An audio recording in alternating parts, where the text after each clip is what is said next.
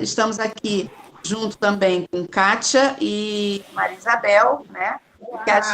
Que nós três aqui fazemos parte da Virgon e estamos com muito prazer em ter você novamente junto conosco para nos presentear com o seu conhecimento e, como dizem os mais, os que usem palavras...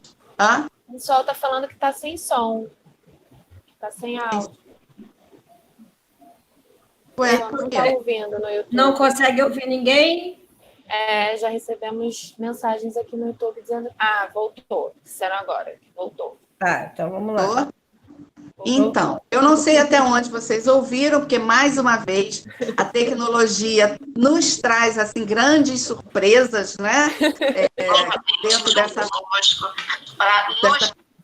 perspectiva toda, né? Então, estamos trazendo novamente a Dayana com o tema hipnose, para que ela possa nos brindar com conhecimento, né? Saciar as nossas curiosidades, né? Que a gente possa beber um pouquinho nesse conhecimento sobre hipnose, que é um tema extremamente interessante e que atrai a nossa curiosidade muitas vezes, porque a gente tenta, de alguma forma, agregar isso na nossa vida. Então, nesse momento, Dayana, seja muito bem-vinda, né? Como eu já tinha falado no início, mas como a gente não sabe até que ponto o pessoal ouviu, Kátia e Isabel, nós três temos o maior prazer você aqui de novo. E vou passar a palavra para você, para que você possa começar a falar a respeito do tema e expor para nós e retirar as dúvidas mais comuns que normalmente as pessoas têm. Seja bem-vindo. Obrigada. Obrigada pelo convite, mais uma vez. É um prazer estar aqui com vocês. E acho que a nossa live do Instagram ficou pouco tempo. Foi. Foi muita coisa. Exatamente. É um tema extenso, né? É um tema extenso, é um tema que as pessoas têm muitas dúvidas. Então, é bem interessante a gente fazer essa live aberta para o pessoal poder conversar com a gente à vontade, para poder tirar essas dúvidas, essas questões aí que ficaram em aberto na mente das pessoas. Isso, e te perguntaram, né? Uhum. Sim.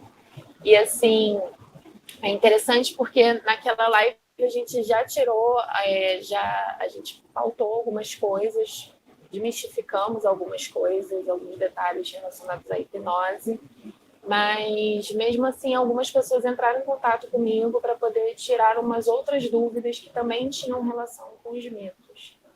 Então, é interessante a gente trazer também, porque uma das coisas, por exemplo, que a gente falou da outra vez, relacionada a técnicas de hipnose, que existem diversas técnicas diferentes e que não somente uma regressão, que é o que a maioria das pessoas acredita que seja, que a hipnose é acesso de memórias, e não é bem assim que funciona. A hipnose não é somente isso, na verdade. Ela tem um leque muito grande de técnicas e de formas de ser trabalhada. Então, é importante pautar, principalmente, que hipnose não é necessariamente acesso a memórias. As pessoas acham que vão acessar uma memória de semana passada, de anos atrás, de meses atrás ou de outras vidas, e que vão acessar aquelas memórias com muita precisão. E não necessariamente é assim que acontece, não necessariamente também é somente essa técnica que existe. A hipnose é um estado natural, né, que a gente falou na semana passada, que a gente entra nesse estado diversas vezes ao dia e que, por falta de conhecimento, a gente não sabe disso. E, se quiserem tirar um pouquinho mais de dúvidas sobre isso, eu falei lá na outra live sobre essa questão. E conforme a gente entra com facilidade, a gente consegue resolver algumas questões que a gente tem porque a gente vai estar com acesso ao subconsciente e ali tem registrado não só memórias, como eu falei, mas também comportamentos, informações sem o nosso senso crítico. Porque o que acontece? Como eu falei na outra live, a nossa mente tem a parte consciente e tem a parte inconsciente ou subconsciente, como chama. E no nosso consciente está a nossa parte crítica, a nossa parte da razão. Então, normalmente, quando a gente está precisando tomar decisões ou quando a gente tem um pensamento crítico, é porque está pensando com essa parte. Quando a gente vai para o nosso subconsciente, o senso crítico ele rebaixa bastante.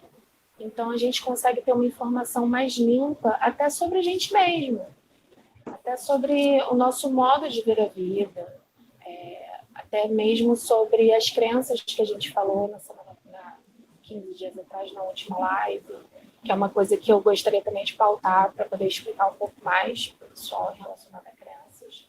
Então, é importante a gente entender um pouco mais sobre a hipnose. Primeiro, a gente perceber que é um estado alterado de consciência que a gente acessa. Eu acesso para mim mesmo, você acessa para você mesmo. Quem está conduzindo a hipnose é só o motorista do carro, mas ele não é o carro. O motorista não, perdão. É só o GPS do carro, mas não é o motorista. Quem está dirigindo o carro para poder fazer a hipnose é você, não sou eu. Eu só vou guiando o caminho para que você chegue lá, como um GPS mesmo. Tipo, vira à direita, vira à esquerda, siga em frente. Você vai resolver sua questão, você vai chegar lá. E quem está sendo hipnotizado é quem está dirigindo o carro. Por quê? Porque a mente dele, eu não entro na mente da pessoa. Gente, pelo amor de Deus, é o maior mito de todos. Vamos Exatamente. acabar com essa parte mística de invadir a mente das pessoas. Isso é coisa de filme, isso é coisa de anos atrás que usavam isso para hipnose de palco. Isso não acontece. E nos atendimentos a gente vê isso com muita facilidade, não porque eu quero invadir a mente da pessoa, não porque eu quero colocar informações na mente da pessoa, é porque simplesmente chega em algum momento que a própria pessoa fala que não quer aquilo. Então, ela sabe o que é o melhor para ela, ela sabe como acessar o caminho, comigo dizendo ali, você vai virar para a direita, você vai virar para a esquerda. E se ela chegar para mim e falar, não quero virar para a esquerda, ela não vai virar. Assim como quem dirige o carro. E se você falar para o GPS, olha, meu amigo, eu não vou virar para a direita, porque ali é contramão agora. Você não vai virar. É exatamente a mesma coisa. Eu adoro essa explicação do GPS para as pessoas conseguirem entender basicamente como a hipnose funciona e como a gente não consegue impor certas coisas às pessoas, porque existem muitos medos também relacionados a isso. Se a pessoa, sei lá, por exemplo, um exemplo rural. Eu quero resolver uma questão com luto, só que eu acho que a pessoa que vai me hipnotizar vai querer que eu esqueça quem morreu. E não é assim que funciona. A pessoa, mesmo que ela disser para você esquecer, você não vai esquecer, porque a pessoa que faleceu é uma pessoa querida. Ela vai estar ali com você. E não é isso que você quer, você só quer tirar a dor do luto. Então, não é bem assim que funciona como muitas pessoas acham. E principalmente também não é assim que funciona relacionado à memória. A memória, a regressão de memórias é apenas uma das técnicas de hipnose entre milhares de outras. Então, não necessariamente o tratamento que você vai fazer, você vai acessar alguma memória, tá? Por exemplo, eu faço tratamento para vícios.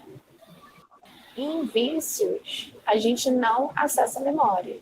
Pelo menos a forma com que eu trabalho de vícios não tem acesso de memória. Só tem acesso de memória se por acaso tiver alguma questão da pessoa que esteja relacionada a vício e se for necessário, e mesmo assim é combinado antes entre eu e a pessoa. Então, não necessariamente ela vai fazer algum acesso de memória com uma terapia para vícios. Por quê? Porque vícios tem mais a ver com comportamento. Por exemplo, a maioria das pessoas que fumam porque na adolescência os amigos fumavam e aí falavam, seu careta, fuma aí também, bebe uma cerveja. E aí acabaram experimentando e acabaram colocando isso na vida delas e acabaram gerando gatilhos e acabou, enfim, diversas coisas acontecendo. Então a gente trabalha mais com comportamento em si do que memória. Porque, por exemplo, tudo começou numa questão ali entre amigos, de um adolescente que queria experimentar uma coisa diferente, que queria, sei lá, conhecer. Então não tem trauma ali, entendeu? Não tem nada relacionado a trauma. Você não precisa acessar uma memória onde tudo começou, porque não tem onde tudo começou. Onde tudo começou, se a pessoa for fazer uma regressão, ela vai ver ali, ela com os amigos e, vou fumar.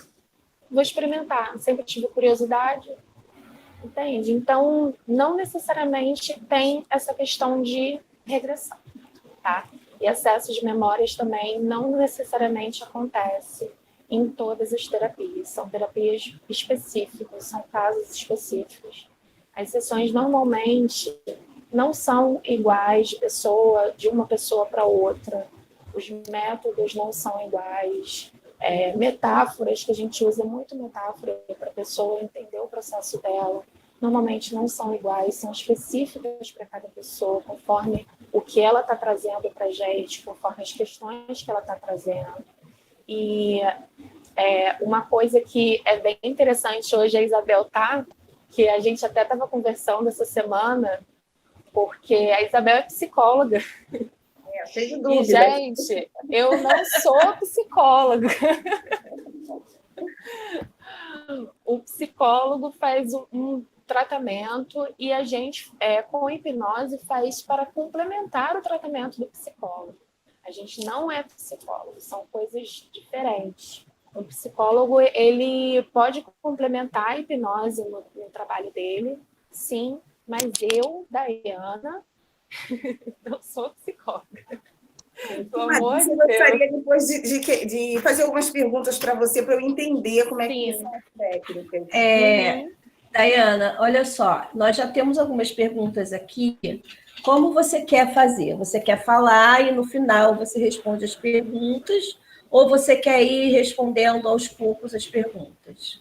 Vamos respondendo aos poucos as perguntas, porque aí, de repente, uma já vai tirando a dúvida de outra, a gente vai complementando, porque como tem aquela primeira live onde eu já apresentei bastante coisa, o pessoal também que quiser ver, gente, está salvo lá no Instagram da Virgon, tá? A primeira live que a gente fez. A gente também vai botar aqui no canal, para que vocês possam ver como foi a outra apresentação, outra parte onde a gente fala sobre crença, sobre consciente, subconsciente, tem bastante coisa legal lá. Tanto é que a gente está fazendo essa para complementar que lá o assunto foi se estendendo.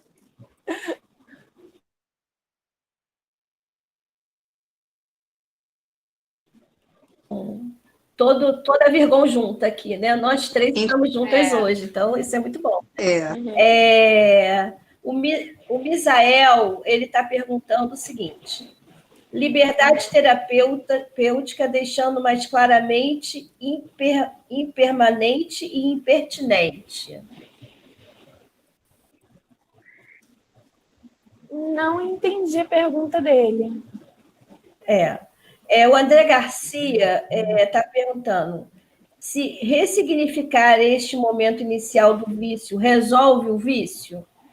Então, como o momento inicial do vício, na maioria das vezes, é uma questão ali de curiosidade da pessoa, de questões sociais, não necessariamente uma regressão resolve o vício, ou até mais de uma regressão resolve o vício. Normalmente, o vício a gente trabalha com gatilhos, tá? Quais são? A gente pontua todos os gatilhos da pessoa.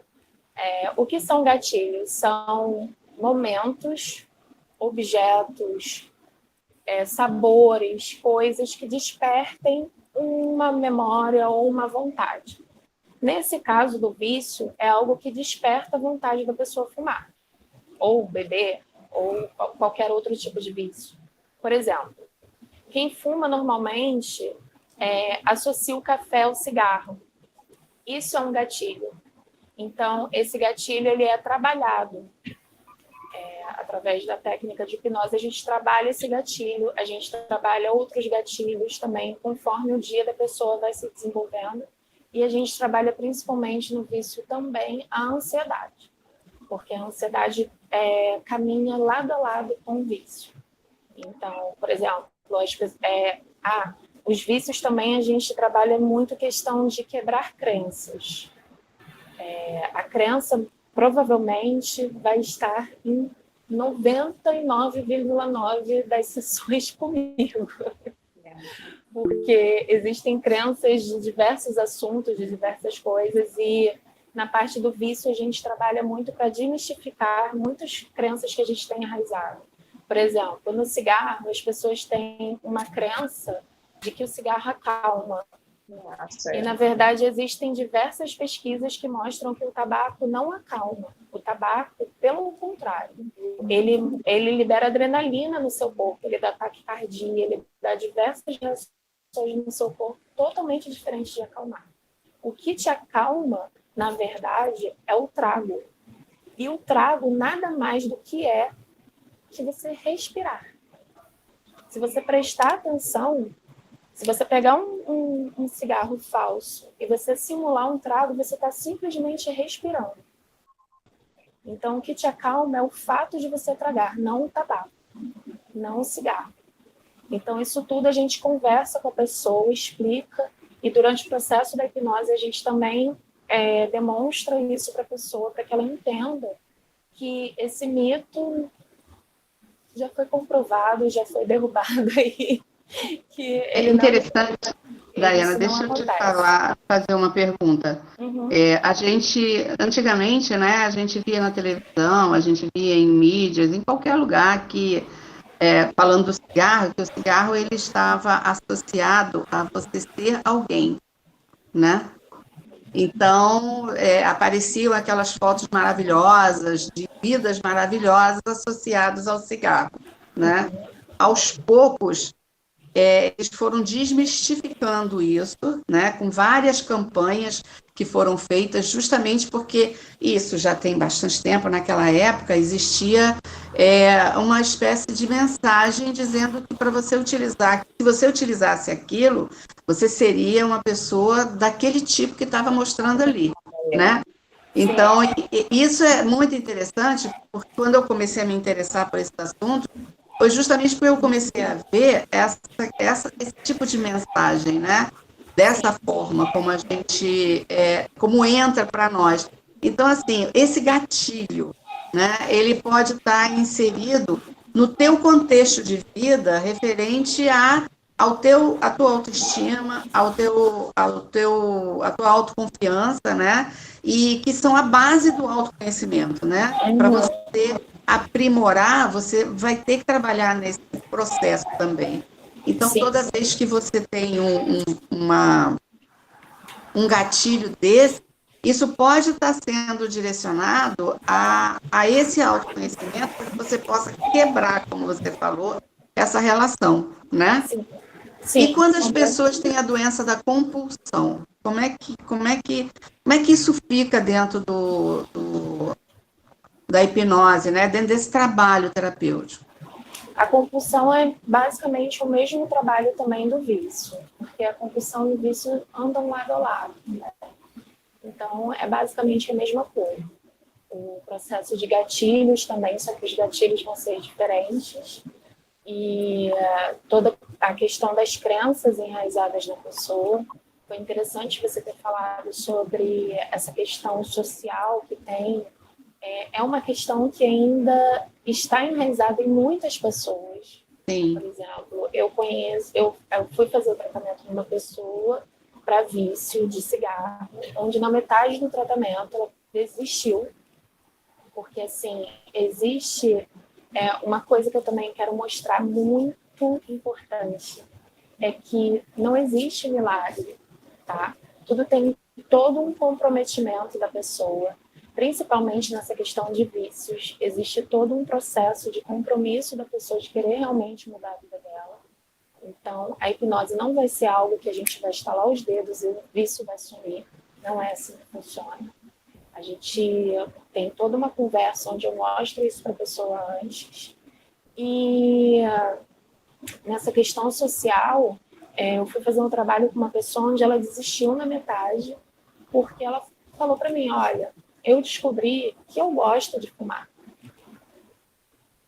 Aí eu, mas por que você gosta de fumar? Ele, porque meus amigos, por exemplo, quando a gente está num bar, todos eles fumam. Então, eles levantam e saem para fumar lá fora, eu fico sozinho lá dentro. E aí, se tiver pessoal com mochila, com carteira, fica aquelas carteiras tudo lá para ficar tomando conta e eu fico sozinho lá dentro. Nossa Senhora. Aí eu, então, mas você descobriu que você gosta de fumar ou você descobriu que você não quer ficar sozinho na mesa do bar? Ou por que você não levanta e fica com seus amigos lá fora? Depois que o processo terapêutico acaba, você pode conviver nesses momentos, porque durante o processo a gente pede para a pessoa se afastar desses momentos por conta dos gatilhos. Depois que finaliza, a pessoa pode voltar a ter contato com esses gatilhos, porque eles não vão ser mais gatilhos, eles vão ser apenas momentos. Então, a pessoa, não, eu não quero. Eu não quero ficar sozinha na mesa, eu não quero. E aí, conforme não é somente uma questão, nesse caso, de comportamento, a pessoa tem umas questões, como você falou, de autoestima e tal, ela não quis resolver essa parte. Olha, eu vim aqui para parar de fumar, eu não vim aqui para poder resolver minha autoestima. E eu quero desistir do tratamento. É uma decisão da pessoa. Ela não está totalmente comprometida com o que ela realmente quer. Entendeu? Então, isso é muito pontuado. Essa questão de vício é uma coisa que a gente pode conversar e pontuar. Eu tenho a consciência de que o meu vício tem a ver com a minha autoestima, então eu quero trabalhar minha autoestima junto. Ótimo, vamos trabalhar a autoestima junto. Mas se a pessoa não quiser resolver nenhuma questão dela interna, eu não quero resolver nada interno, eu só quero parar de fumar. Ela tem como só parar de fumar. Mas tem como fazer só uma coisa, só se ela não estiver vinculada a essa questão interna de autoestima, né? Ela vai continuar com a questão dela de autoestima interna, só que o vício não vai existir mais, não vai estar vinculado. Ah, tá. Nós temos mais duas perguntas, tá? O Misael falou que aquilo não era uma pergunta, e ele botou uma pergunta. A mente mente na hipnose também? Boa pergunta, hein? Muito boa pergunta. Então, o que acontece, Misael? Existe algo na hipnose e que, na verdade, não é somente na hipnose, tá? Na nossa vida, nossa mente, existe algo chamado memória falsa. O que é uma memória falsa? É algo que sua mente cria, que podem ser metáforas, e através delas a gente trabalha durante a hipnose. Não necessariamente o que você vai ver ali, vamos dizer, numa regressão, é algo que efetivamente aconteceu com todos os detalhes. Tá? Por que isso acontece? Existem N respostas, mas uma que é muito simples de explicar é, por exemplo, você teve uma vivência quando criança e você lembra de uma forma e seu irmão, que também estava ali com você, lembra de outra totalmente diferente. Por quê? Porque conforme o tempo vai passando, você vai alterando essa memória dentro de você. Até mesmo quando o significado daquela memória muda para você, a sua mente vai mudando a lembrança que você tem dela. Então, numa regressão, a memória pode ser alterada, pode vir uma memória falsa. Isso eu também explico em toda a sessão para as pessoas. Não necessariamente essa memória... a memória falsa não tem importância. Pelo contrário, a memória falsa tem muita importância. Essas metáforas que a nossa mente cria, essas alterações que acontecem são importantes. Por quê? Porque é a nossa mente querendo proteger a gente de algo, fazendo com que a gente veja aquela nossa questão de uma forma mais leve para a gente, de uma forma mais aceitável para a gente. Então, vamos dizer assim, uma pessoa que teve uma questão quando criança, foi fazer uma regressão comigo, e para poder resolver aquela questão que ela teve quando criança. E aí, quando finalizou o processo, ela sentou e falou, olha, o que eu lembrava era totalmente diferente do que eu vi. Só que, quando eu lembro agora novamente, aquele sentimento de raiva que eu tinha não tem mais. Ou seja, o que a gente trabalha não é a memória em si, é o sentimento. É o que a pessoa precisa resolver. Tanto que, se uma pessoa chegar para mim e quiser fazer uma regressão de vidas passadas somente por curiosidade, eu não vou fazer. Me desculpe, mas não é esse o meu trabalho. O meu trabalho é ajudar as pessoas com as questões dela. Se ela chegar para mim e falar, eu tenho uma questão de angústia, que eu acredito que venha de outra vida, ótimo, vamos resolver essa angústia. Vamos dar uma olhadinha aí para ver o que está acontecendo, o que tem lá em outra vida. Agora, por curiosidade, não. Por justamente isso. A memória ela pode vir de uma outra forma. Quando a gente trabalha um sentimento, quando a gente trabalha uma questão, não importa o que apareça, aquilo é seu e o sentimento e a questão estão sendo resolvidos. É isso que é importante, é esse o ponto-chave. O ponto-chave não é se, quando você foi para uma vida passada, você foi um rei ou uma rainha. Isso é a menor das questões. A questão é, você resolveu a angústia que você tinha? Ah, resolvi. Ótimo. Tá de parabéns. É isso que a gente quer. É esse o objetivo. Agora, eu quero ir para uma vida passada, por curiosidade, eu não faço por justamente isso. E a nossa mente, ela trabalha de uma forma que para mim é mágica, tá? Para mim é uma forma maravilhosa, porque se você tem algo que protege você, porque sabe que para você vai ser difícil lidar com certas informações, então altera para que você tenha uma informação de uma forma mais suave para você. Isso é mágico, gente. Isso está dentro da gente, é um poder que a gente tem. É um poder que cada um de vocês que estão aí na live tem. Olha que a hipnose é a minha paixão, porque imagina, Kátia, você ter ali dentro de você algo que você mesma acessa e que pode te ajudar em milhares de questões de milhares formas. Isso é sensacional. Isso tira o poder do outro, sabe? Isso mostra o poder que cada um tem dentro de si. Nossa, eu sou uma pessoa poderosa. Por quê? Porque aqui dentro tem um negócio que acontece que faz um monte de coisa, que me protege o tempo todo, que até mesmo com as crenças limitantes são para proteger a gente de milhares de questões que a gente tem, ou não milhares, né? Vamos diminuir um pouquinho. Bom, né? Algumas questões que a gente tem aí. Deixa eu te fazer uma pergunta. Eu lembrei você falando da mente, né? Que a gente consegue se curar, né? Se resolver. Aí eu lembrei da máxima do Dr. Bach, né? Que fez os planos de Baia. Cura-te a ti mesmo. Ele falou que, né, nós temos esse poder de nos curar, né? Só um minutinho, tem outra pergunta aqui, rapidinho. Vai lá, faz aí, depois no final eu faço. O André Garcia perguntou, no vício, como fica a questão da abstinência química? Ela existe? Existe. A abstinência é algo que realmente acontece. A gente faz processos separados dependendo da química, dependendo da constância do uso da pessoa. Isso tudo a gente faz uma análise antes por justamente a questão da abstinência. Por exemplo, se uma pessoa bebe todos os dias 2 litros de cachaça, ela não pode parar de beber de uma hora para outra.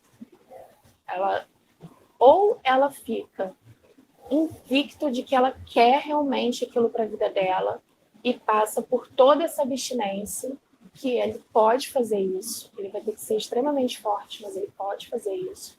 Ou a gente faz uma redução aos poucos para que a pessoa passe pela abstinência de uma forma mais suave. Isso é uma decisão da pessoa, tá?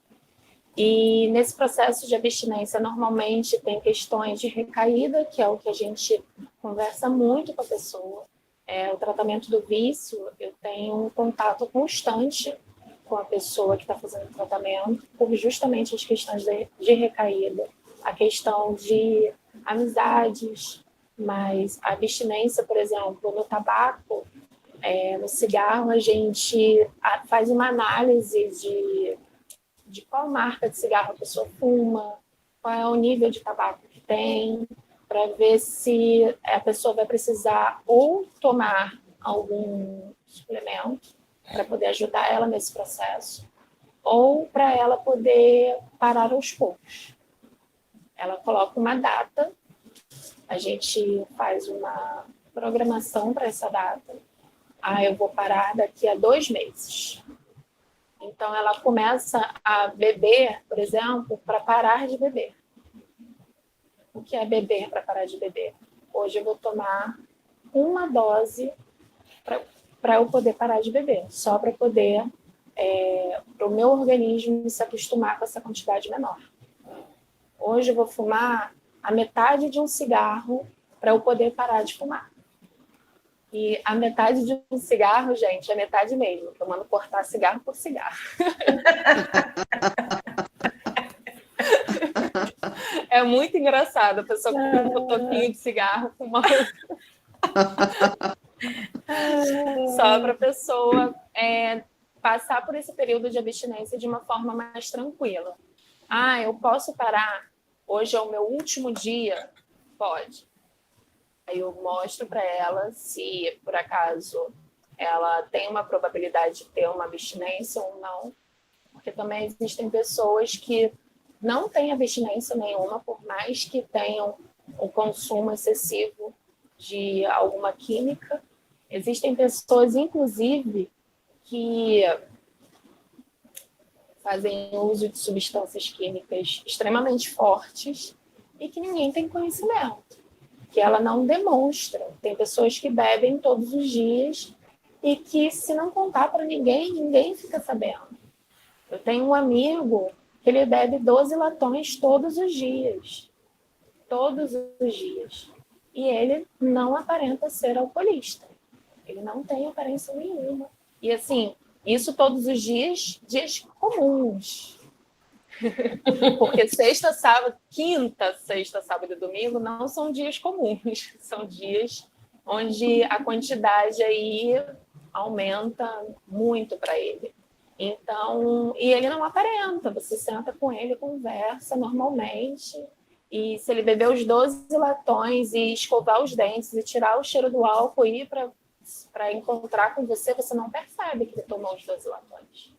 Então, a química no organismo de cada pessoa é de uma forma totalmente diferente. A gente absorve de uma forma diferente, vai de pessoa para pessoa.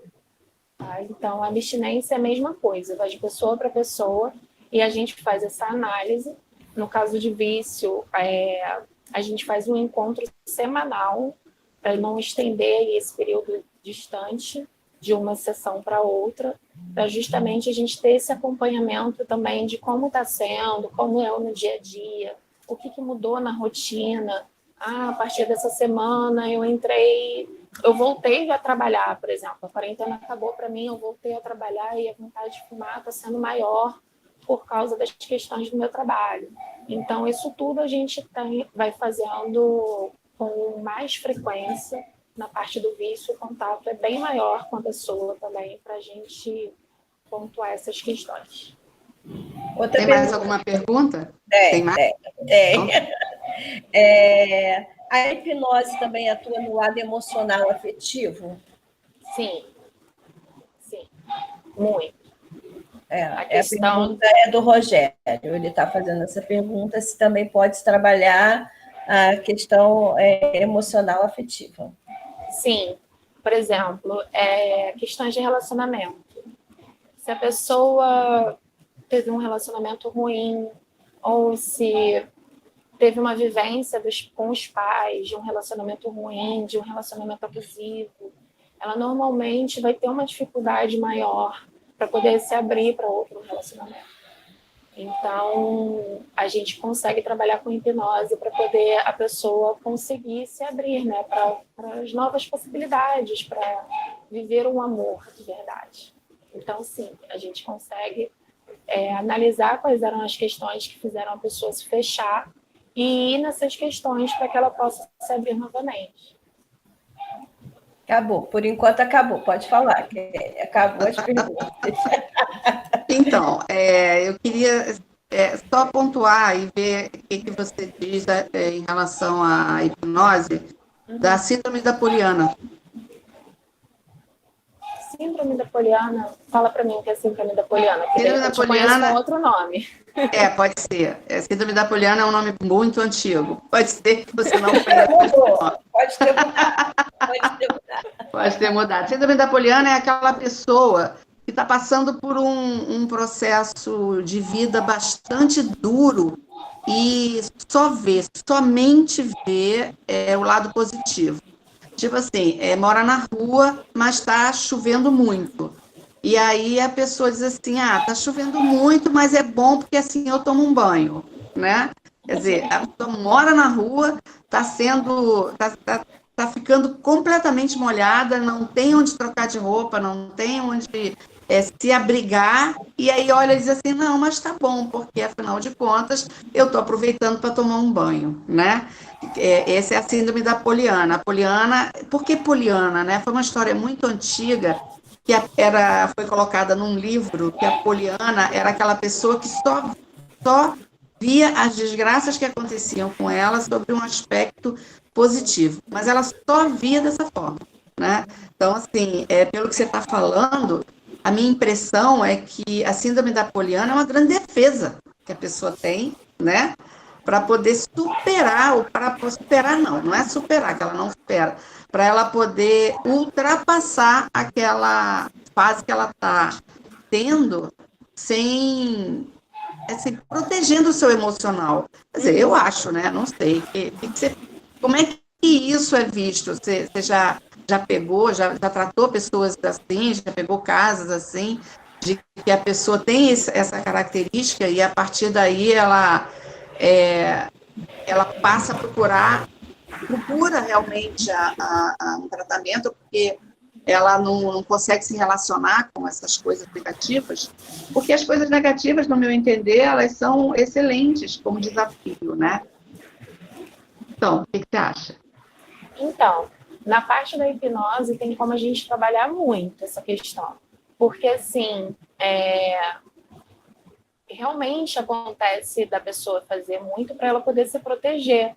Por que isso acontece na minha vida, por exemplo? Por que eu estou morando na rua? Será que eu sou incapaz de ter uma vida melhor? Então, se eu sou incapaz, eu aceito do jeito que eu sou. Eu vejo a síndrome da Poliana muito como relacionado ao que chamam de síndrome de Gabriela. Eu nasci assim, eu cresci assim, vou viver assim. Vou morrer assim. Por quê? Porque a vida tá assim, vou aceitar. Por que você tem que aceitar a vida assim? Por que não pode ser melhor? O que te impede de ter uma vida melhor? E isso tudo a gente vai trazendo junto com a hipnose para a pessoa conseguir ter essa percepção.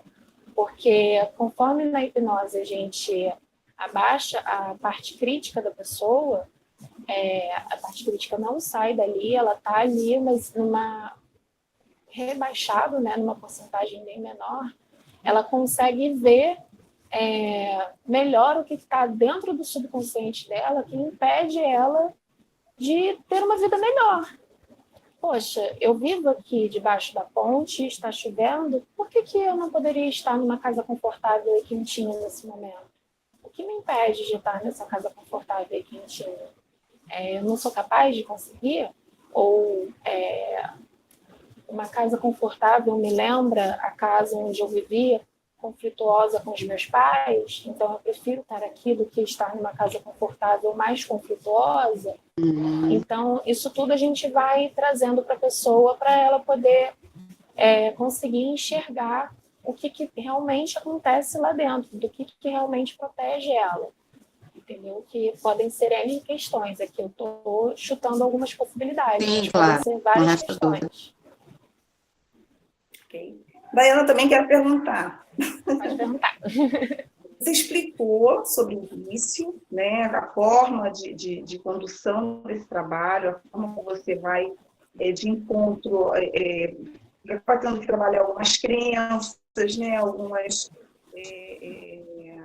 estratégias que as pessoas usam, até como você falou, se não tem sofrimento, se a pessoa está confortável, dificilmente você vai conseguir mudar, porque ela tem ganho secundário sempre, né? Uhum, sim. Eu tentei levar a explicação que você deu por causa das fobias, mas fiquei assim, meio tentando entender, eu gostaria que você explicasse um pouquinho melhor. Porque assim, na psicologia a gente faz, né, monta um plano de tratamento e vai de acordo com a condição do paciente, se aproximando do objeto fóbico, de forma que ele vai fazendo uma dessensibilização, né, para que ele consiga lidar com isso.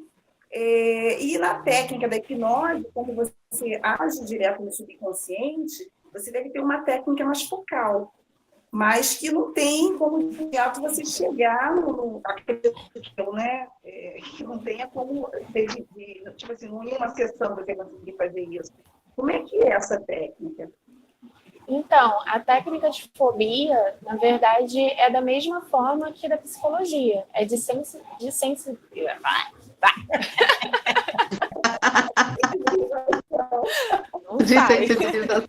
Obrigada. Não vou tentar de novo, gente. É exatamente dessa forma, tá? Só que a pessoa já traz pra gente, ela já sabe qual é a fobia e ela já traz pra gente, normalmente, Isabel, a pessoa já tentou de outras formas e precisa de alguma coisa mais urgente. Por exemplo, veio uma pessoa para mim uma vez que não conseguia voar de avião e precisava dar uma aula em 3 dias em outro estado. Como é que ela faz? Então, assim, na hipnose, conforme já está no subconsciente, a gente consegue sensibilizar de uma forma rápida e mais focada, exatamente como você disse. A gente já vai com foco naquilo que a pessoa já traz. Mas o processo é basicamente de sensibilizar, tá? Principalmente porque a maioria das fobias não são relacionadas a traumas. A maioria das fobias são comportamentos, por exemplo, a minha sobrinha tem fobia de barata. Ela ainda não conseguiu deixar eu hipnotizar ela para resolver a questão de barata. Mas eu já consegui, e minha irmã já conseguiu mostrar para ela também, que a fobia de barata dela, na verdade, vem de uma outra irmã que a gente tem. Por quê? Porque essa outra irmã ajudou a criar minha sobrinha. E minha sobrinha viu ela a vida inteira tendo medo de barata.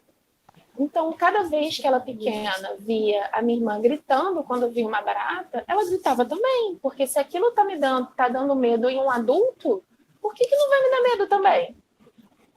Então, não tem um trauma ali para resolver. É o que mais acontece. Então, a gente vai desensibilizando também. Da mesma forma, com a hipnose, só que de uma forma mais focada, mais direta. Temos mais uma pergunta. Vai falar mais alguma coisa, Isabel? Não, falar? depois eu pergunto outra coisa, pode ir. A Paula perguntou quando ser poliana ajuda e quando atrapalha no dia a dia. Então, ser poliana atrapalha em momentos onde você está vendo que as coisas não estão boas acontecendo na sua vida. Por exemplo, a pessoa está debaixo da ponte. Gente, venhamos e convenhamos. Viver embaixo da ponte não é uma coisa legal. A gente consegue ver histórias, relatos, muito na televisão, de, por exemplo, crianças, adolescentes, meninas que fogem de casa porque o pai abusa, um exemplo. Para ela, é muito mais confortável viver embaixo da ponte do que viver na casa onde ela sofre um abuso. Então, está protegendo ela, mas também está deixando a vida dela ruim. Então, ela acaba aceitando aquela vida daquela forma e não buscando algo melhor para ela. Por quê? Porque o lar confortável para ela está associado ao abuso. Então, essa questão da poliana tem que fazer uma análise exatamente de o que cada caso é um caso, né?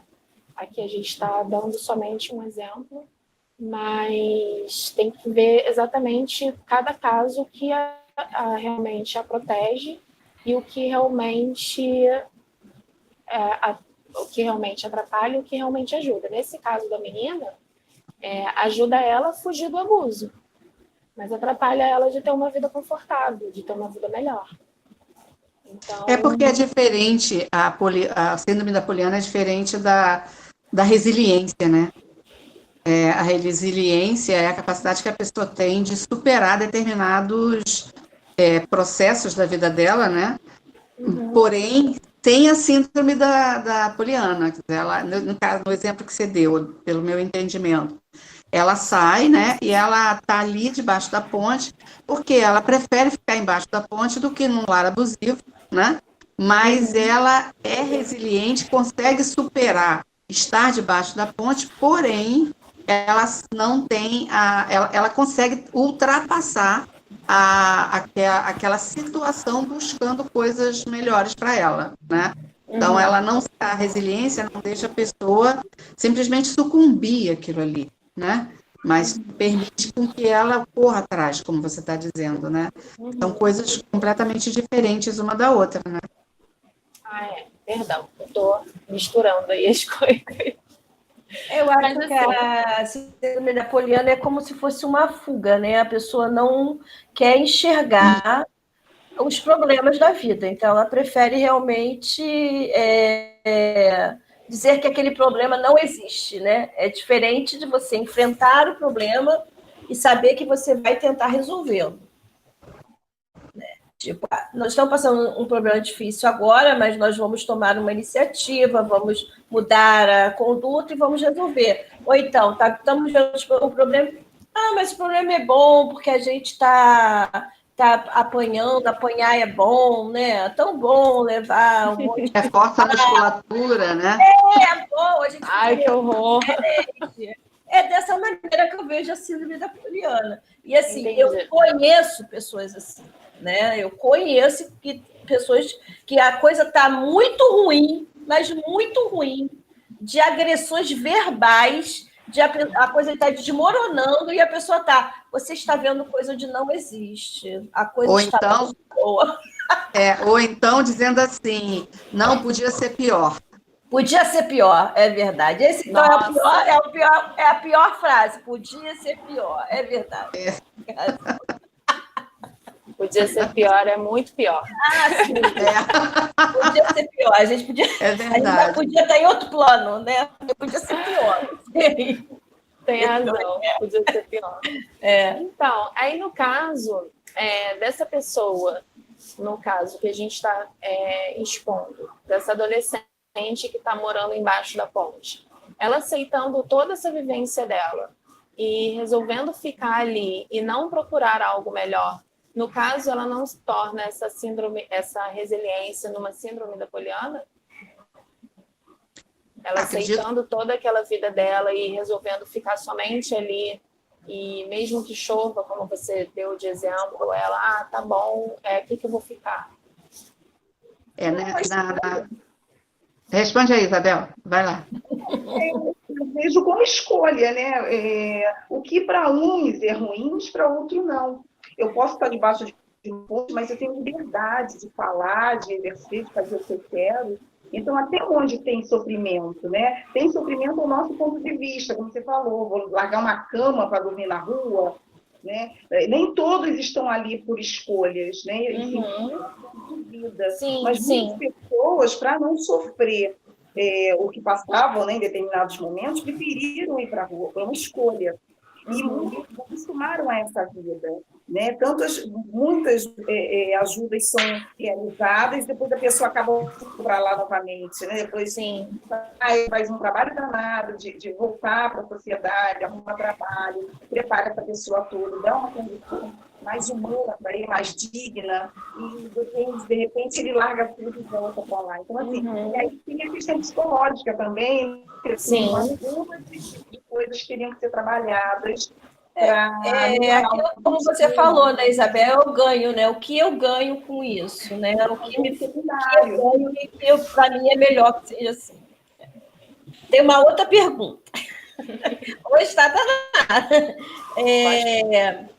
A Paula perguntou: já aconteceu de alguém que regrediu numa hipnose não querer voltar para o tempo presente? Eu acho que a Paula tem medo. Olha, isso é um medo. Isso é um medo que todo mundo tem. Se eu for, não voltar, né, Dayana? Você falou isso. Volta! Olha, não querer sair do estado, não querer sair dali da vivência dela é muito comum. Por quê? Porque, gente, é muito gostoso estar hipnotizado. É um relaxamento que a gente sente, confortável estar nesse estado. Então, eu, por exemplo, que eu falo que eu amo hipnose, eu gosto de estar hipnotizada. Só que ninguém fica preso nesse estado. E mesmo que você queira continuar nesse estado, uma hora você sai. O máximo que pode acontecer estou nesse estado que é muito gostoso, é muito maravilhoso, e acabo dormindo. Por quê? Porque é confortável, eu estou aqui tão relaxada, e a pessoa acaba dormindo. Isso acontece muito em hipnose para controle de dor. A gente hipnotiza a pessoa para poder controlar a dor dela. Existem tratamentos com hipnose para controle de dor em locais que ajudam pessoas em fase terminal. Então, o que o terapeuta faz? Ela coloca num estado profundo de hipnose a pessoa e deixa a pessoa nesse estado. E ela acaba dormindo. Quando ela volta com a dor bem controlada. Daqui a alguns dias, o terapeuta volta lá novamente e faz a hipnose de novo e deixa a pessoa no estado mais profundo e onde ela acaba dormindo. E quando ela acorda, e assim vai indo todo o processo, tá? Então, ninguém fica preso. O máximo que pode acontecer é mas aí é o que ela está falando. De repente eu vou lá, vejo uma vida aí que eu gostei muito, não quero voltar para essa. Primeiro que a gente vai olhar aí o porquê que você não quer voltar para essa vida. Vamos olhar aí, por que você não quer voltar. Antes de fazer você voltar, a gente vai olhar por que você não quer voltar. Tem mais alguma pergunta, Kátia? Ela tá falando. Já pensou aí, a pessoa acorda e volta para o Rio de Janeiro em tempos de coronavírus? Não, mas é muito interessante, sabe? Não falar para a época que teve a peste negra, né?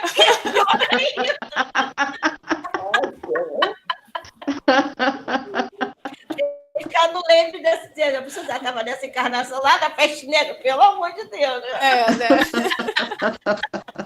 Ô, Dayana, essa questão que você falou aí da dor, ela é tão interessante, porque quando você fala isso, né, do controle, do autocontrole da dor, né, porque você acaba tendo um autocontrole da Sim. dor, né?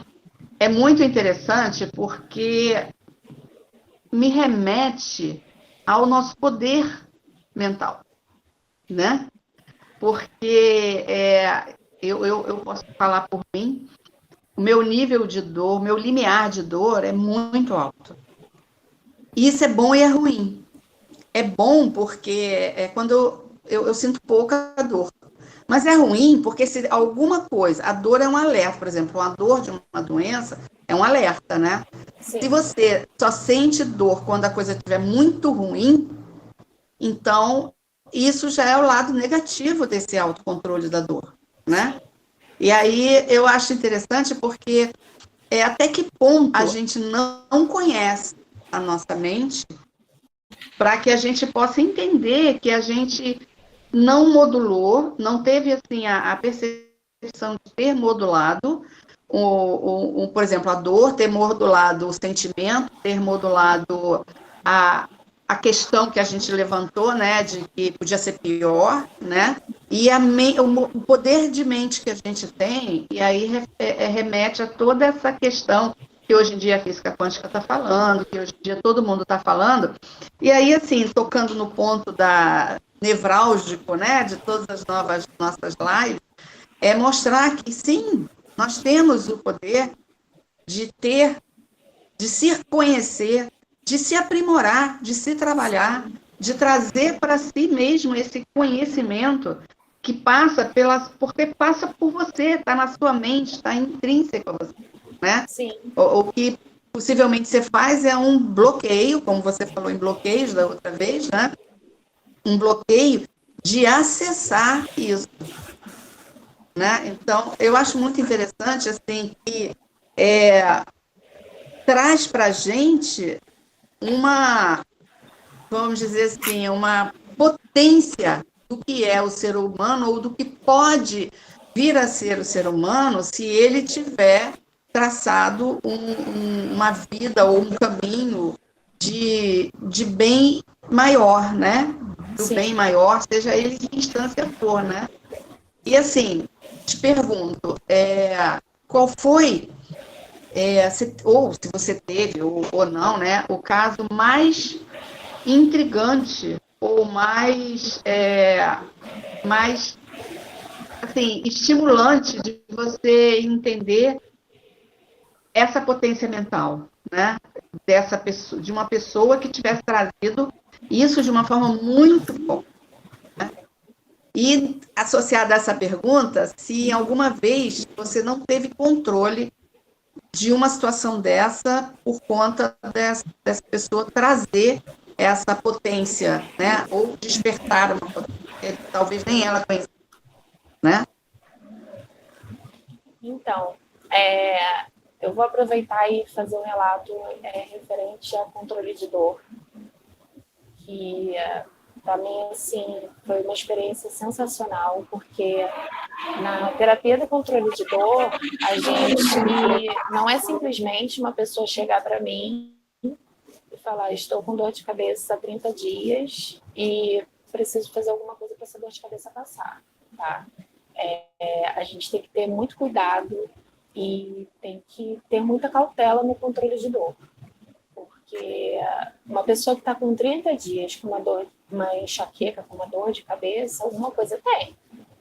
Agora, se a pessoa já foi diagnosticada, já tem todo o processo, e viu que é uma questão psicossomática, é uma questão psicológica, aí a gente vai ajudar ela no controle de dor. Ou, por exemplo, eu tenho uma enxaqueca, eu já faço todo o tratamento que eu olhei, não é um tumor, não é nada disso. E aí a gente vai analisar cada caso, é um caso. Por quê?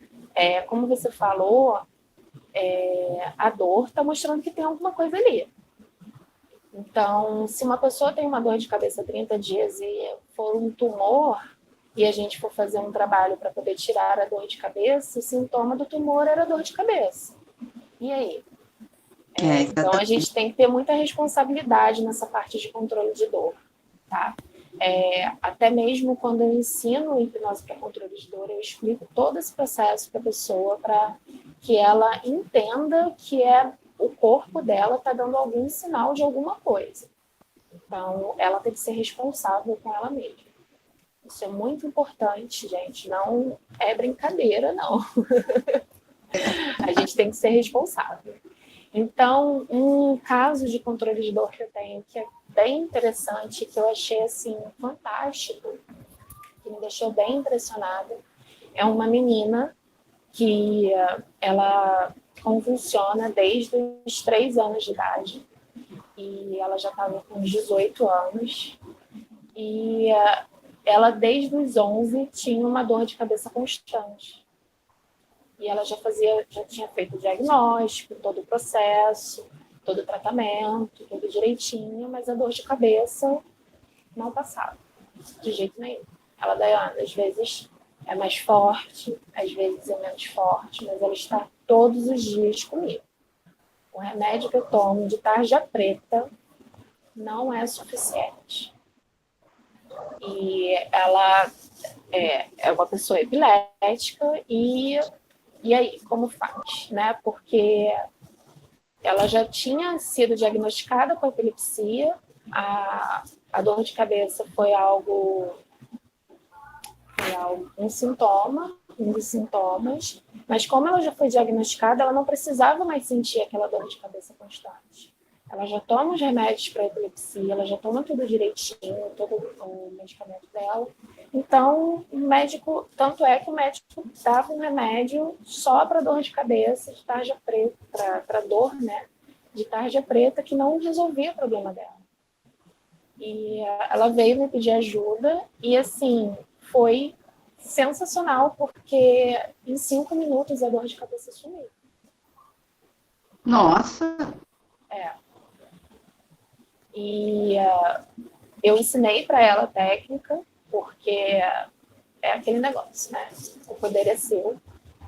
Então, eu ensino. Eu ensinei, olha, se você sentir novamente, que é bem provável que você ainda sinta, você vai fazer assim, assim, assado. E ela fez em casa e sumiu a dor. E depois dela ter feito umas 4 vezes em casa, ela não sentiu mais dor. E aí ela conversou... Isso é uma outra coisa que eu ia te perguntar, o tempo de duração desse processo. Então, aí o que aconteceu? Ela conversou com o médico dela, porque como ela tem epilepsia, ela está constantemente com o médico, e falou com ele. Até eu mesma falei com ele, olha, com ela, mostra para o seu médico, você não pode parar de tomar os seus remédios, isso é muito importante também, gente.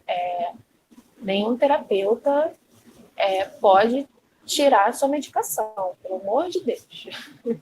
Continuem tomando o remédio que o médico passou. Se o médico passou, é importante que somente ele retire o remédio, tá? Ou troque o remédio. Então, ela foi conversar com o médico, mostrando o processo que ela fez. Ele até perguntou como foi e tal, ela explicou. Ela disse que fez em casa, contou para ele como ela fez. E ele tirou a medicação que era para o controle de dor. Ele falou, olha, eu vou colocar aqui, você vai ter uma receita para, se por acaso você sentir alguma dor extrema, você ter o remédio em casa. Mas você não vai tomar mais com constância. E foi o que ela fez. E quando ela voltou para mim e me mostrou, ela falou, olha, o médico ficou impressionado. E ele falou comigo que, como provavelmente na minha mente, porque assim, a gente não fez um trabalho para poder descobrir qual era o porquê que aquela dor de cabeça surgiu. Porque ela já está diagnosticada. Ela surgiu por questões, porque é uma coisa que acontece com pessoas que têm epilepsia comum. Então, ela falou para mim, olha, o médico falou que provavelmente, conforme há anos atrás, ou ele, ou o meu médico anterior, chegou para mim e falou que pessoas epiléticas normalmente têm dores de cabeça fortes, E eu sei que eu sou epilética, eu associei a epilepsia à dor de cabeça. Então, se eu sou epilética, eu tenho que ter dor de cabeça. Então, a minha mente começou a produzir a dor de cabeça constantemente em mim. No controle de dor, isso acontece muito. Isso que você está falando é extremamente interessante e importante, né? Como a gente tem que ter cuidado com as palavras, né? E o que a gente diz, né? Sim, muito.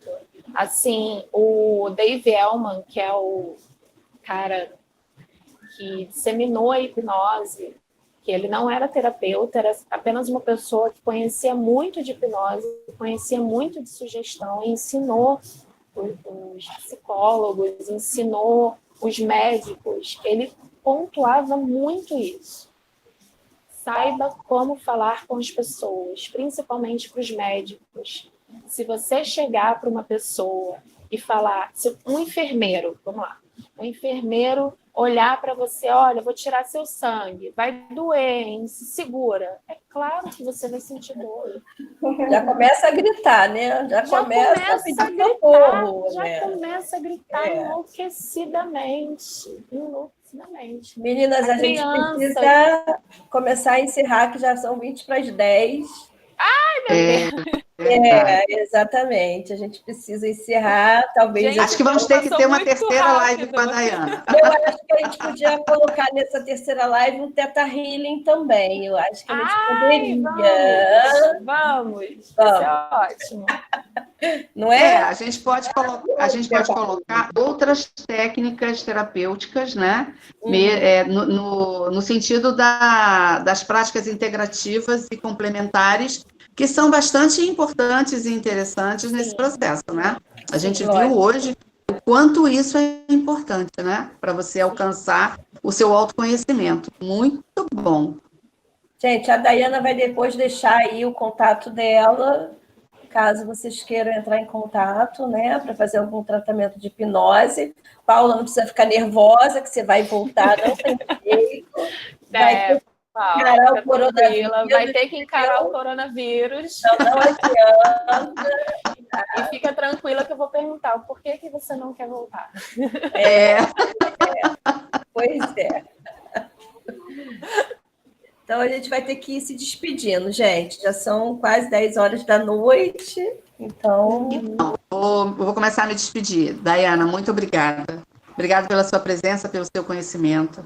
É muito bom ouvir todos esses conhecimentos, tudo isso que você passa para a gente, porque estimula e instiga a gente a buscar realmente um propósito, né? Dentro dessa questão que a gente levantou, e por esse motivo tudo isso começou a acontecer, todas essas lives, né? A busca do propósito através do autoconhecimento e do autoaprimoramento.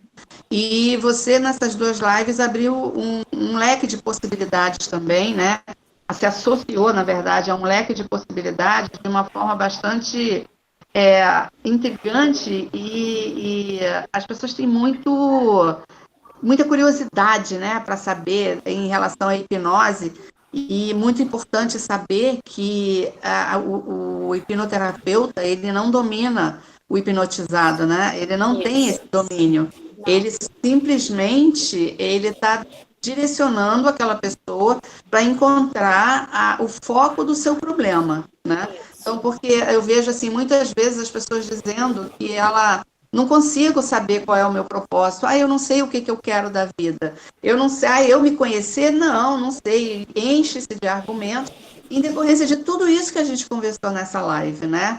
Então, te agradeço bastante, porque tenho certeza que abriu a mente de várias pessoas em relação a esses questionamentos todos que a gente faz, tá? Vamos sim programar uma terceira live. Muito obrigada pela sua presença. Gente, eu sinto uma parceria aí de longos tempos. Acho que vamos ter uma parceria de longa data. Eu acho que nós vamos ter uma parceria aí. A Virgão só está agregando. Exatamente. Mariana, obrigada. E, assim, realmente, você está bem dentro do propósito, né, Virgon, isso é muito bacana, porque assim, a busca, né, a nossa busca é, de alguma forma, ajudar essas pessoas que carregam esse fardo, né, liberar esses bloqueios, ir em busca das suas conquistas, das suas realizações pessoais, e eu acho que essas técnicas ajudam muito, agilizam o processo, né, fazendo com que as pessoas possam respirar, ter um gás para conseguir os seus objetivos. E, assim, realmente, quando você domina a técnica, né, vê que as pessoas começam a surgir muitas dúvidas, querendo entender, querendo conhecer um pouco. É muito bom, muito esclarecedor. Muito obrigada e volte, com certeza. Volte para a terceira edição. Pois é, Daiana, nós agradecemos demais a sua presença com a gente hoje. Além de ser um dia especial, que estamos, né, inaugurando o nosso canal no YouTube, e conseguimos estar as três juntas, né, ou seja, as três juntas, a cara da Virgon aqui, todo mundo, né, para saber que nós somos a Virgon. Porque sempre era uma, era outra, era uma, era outra, nunca conseguíamos estar as três juntas, né? Então, para quem ainda não conhecia, né, somos nós três aqui, eu, Kênia e Isabel, que somos a Virgon. E a gente espera que tudo isso melhore para nós voltarmos com os nossos workshops. Estamos precisando fazer o workshop a segunda etapa, que com certeza já devem estar. As pessoas fizeram no meio do ano passado, já devem estar, né, nervosos, querendo fazer a segunda etapa. Então, eu espero que a gente consiga, em agosto, pelo menos, né, marcar o nosso workshop. Tá? Aí nós vamos deixar aqui no nosso canal o local que a gente faz workshop, para vocês verem como é que é um local maravilhoso, um local que ajuda muito a esse encontro, né, do seu propósito. Então, vamos aguardar, né, tudo isso passar para a gente voltar às nossas atividades. Muito obrigada, tá, Daiane? Agora a gente vai fazer a parte 3, vamos falar sobre Theta Healing. Vamos! Muito bom. Vamos liberar todas as crenças. Vamos fazer listinha de crenças. Gostou da listinha de crenças? Gostei. Gente, olha, é um prazer imenso estar aqui. Vocês sabem, vocês três estão no meu coração. Gente, a gente se conhece há tão pouco tempo e nos tornamos amigas. É uma amizade que acredito que vai aí para a vida inteira. É uma afinidade que a gente tem muito grande. E é um grande prazer sempre estar com vocês e estar aqui com vocês também, ajudando o pessoal. O trabalho da Virgon é um trabalho muito bonito. Eu acompanho sempre que posso. Então, é algo que dá gosto de ver. E estar nesse momento com vocês é sensacional, de vocês estarem abrindo o canal, tá as três juntas. É maravilhoso, é um prazer. Eu quero também dar os parabéns para quem está participando, quem trouxe as dúvidas, porque buscar é o primeiro passo. Então, de vocês já estarem buscando, meus parabéns, porque cada passo é uma conquista, gente, aprendam. Cada passo é uma conquista. Porque a gente, há um passo atrás, era uma pessoa totalmente diferente. Então, depois dessa live, já somos pessoas totalmente diferentes, porque a gente acabou de desconstruir um monte de coisa. Eu acabei de aprender com a Kênia aí a síndrome da Poliana, que eu não conhecia. Eu já sou uma pessoa diferente agora. Então, meus parabéns. Hoje deve ter outro nome, né, de um livro mais novo. Né? Poliana é um livro muito, muito antigo, entendeu? Já estou aqui na minha listinha de conhecimento para poder estudar mais sobre síndrome da Poliana, para poder entender. Ler o livro. Eu acho que você devia de ler o livro. Fazia parte, né, aqueles livrinhos do 2º grau que a gente tinha que ler, a Poliana estava lá, a gente tinha que ler Poliana. É isso aí. Muito bom, é isso, gente. Obrigada também vocês. Foi muito bom, muito gostoso. E vamos falar de crenças e de Theta Healing. Kátia também. Conhece muito de Theta Healing, gente. Então, Coraçãozinho. Até porque, Dayana, ler o livro Poliana na adolescência é trazer crenças. Quando você lê o livro, você vai entender a quantidade de crença que é colocada no adolescente através da Poliana. Exatamente. Vou ter que comprar um marca-texto só para esse livro. Eu acho que, na verdade, é uma doutrinação, entendeu? É uma doutrinação, não é só uma crença, é uma doutrinação. Ai, meu Deus do céu. É verdade. Graças a Então, Deus, gente. saiu. Gente, então tá, vamos finalizar agora mesmo, porque senão a gente vai ficar a noite toda aqui, né? Vamos fazer uma live um dia, trazer um tema e todos nós conversarmos sobre aquele tema, né? Eu acho que vai ser bem interessante. Tá bom? Tá ótimo. Beijo para todos. Beijo, Tchau, beijo, gente. Daiane, Tchau, Isabel, tchau. Cátia, Daniel. Tchau, Carla. Ah, sim, obrigada, Daniel, né? Vamos Obrigada, agradecer ao Daniel. nosso Daniel é o produtor, nosso. né? É o nosso produtor, né? A Virgon é chique, gente, vocês não têm noção. É toda uma equipe por trás. Temos que agradecer a empresa Two Brothers, né? Que está aqui com a gente, né? Isso mesmo. Temos que agradecer ao Two Brothers. Beijo. Beijo. Tchau. Tchau.